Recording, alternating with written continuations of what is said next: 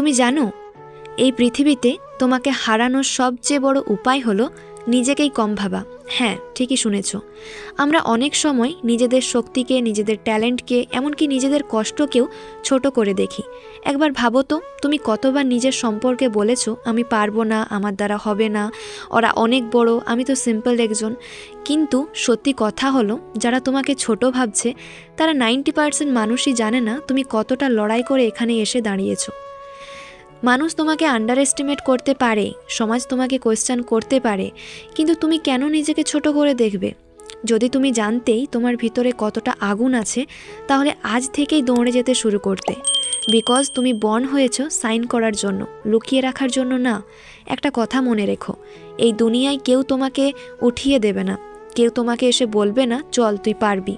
এই কথাটা তোমাকেই নিজেকে বলতে হবে।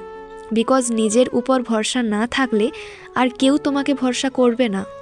তাই আজ থেকেই একটা প্রমিস করো, নিজেকে আর ছোট করে দেখবো না, নিজের স্বপ্নকে লুকোবো না, নিজের শক্তিকে ডাউট করবো না। মনে রেখো, তুমি অর্ডিনারি না, তুমি এক্সট্রা অর্ডিনারি। কিন্তু সেটা তুমি তখনই অনুভব করবে যখন তুমি নিজের ভ্যালুটা বুঝতে পারবে।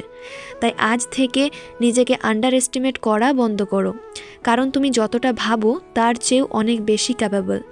একদিন তুমি নিজের লক্ষ্যকে ছুঁতে পারবেই। যারা তোমাকে ছোট করেছিল তাদের মাথা নিচু হবেই। তাই believe in your self. Your time is starting now. Best of luck.